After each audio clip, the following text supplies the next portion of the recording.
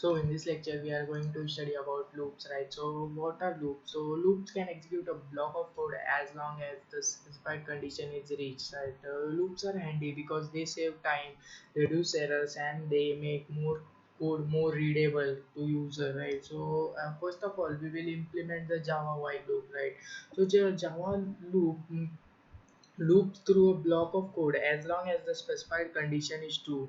So the syntax of the Java loop is right. I will show you while and then brackets. Here it is the condition that we have to execute number of times, right? So now after this there is a scope of while. Here we have to specify which statement or block of code should be executed while that condition is true or false. So I will just take an example int b, and then int b is equals to, I will assign the value b to, 0 to the value, right? So I will mention here b is less than 5, then we have to execute a block of code that is sysout. We have to sys out 5 times, less than 5 times, that is b, right?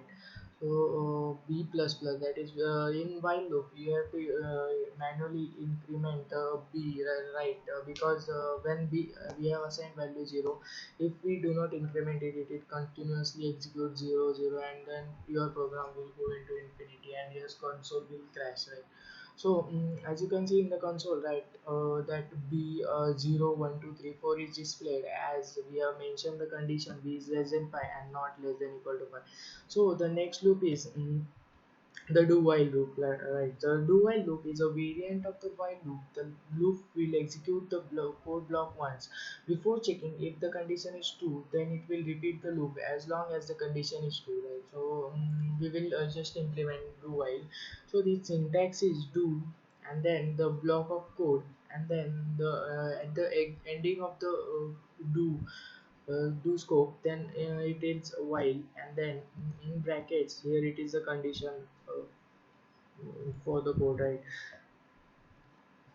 The example uses do while loop. The loop is always executed at once if the condition is false also, right? So if we will take the same example and we will implement it in the do while loop. So we will just sys out b and then b plus plus, right? So we will execute this, and then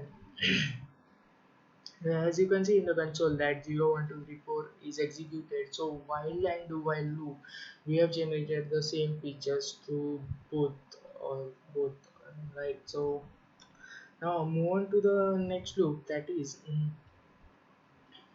the most important loop, is the for loop, right? So this is the most important loop in Java, right? So when you exactly know how many times you want to loop through a block of code, use the for loop instead of while loop. The for loop is more preferable than while loop. So here it is the syntax of for loop. Now mm, I will show you that here is st1, st2, and st3. So by now just understand st is the statement, right? Here it is the statement 1, statement 2, and statement 3. So statement 1 is executed one time before the execution of the code block. Statement 2 defines the condition for executing the code block, and statement 3 is executed every time after the code block has been executed.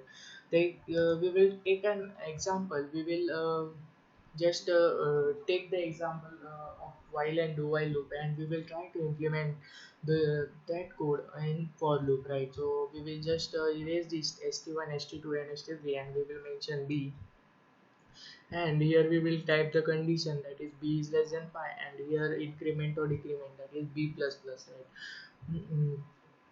So we will just here it is showing an some error, right? So it's better to write declare a variable for loop in the for block only, right? So we will just cut this, and here we will just sys out b, right? So we will just do that, sys out b, and then you can see on the console that the statement is executed, and the result is although the same, but it has different implementations and different scopes, right? So for loop, statement 1 sets the variable before the loop start, right? That is in b is equals to 0, it sets the value. statement to define the condition for the loop to run. I must be less than 5. If condition is true, then the loop will start over again. If it is false, the loop will end and the program gets directly out of the for loop. So the statement 3 increases or decreases the value each time the code block in the loop has been executed. So I will just tell you the path of the compiler. The first compiler comes into the int b is equal to 0, and then it will go to the condition, right? B is less than 5. If the condition is true, then it will execute the code block, and then it will directly come out, and then it will see if there is increment or decrement, and then it will execute this. And if and then again it will check the condition. If the condition is true, then only it will go again into the for block. And if the condition is false, it will exit the for block and goes into the remaining part, right? So that's it for this lecture, and hope you have understood the various loops available in Java, right? So I recommend you to practice at least one example for one loop, and maintain the discipline of practicing every single topic. Otherwise, only by seeing how it works, you will not going to understand Java. You have to do practice simultaneously when I am teaching, right? So it's better for understanding, and you will remember in long term, right? So thank you for watching this.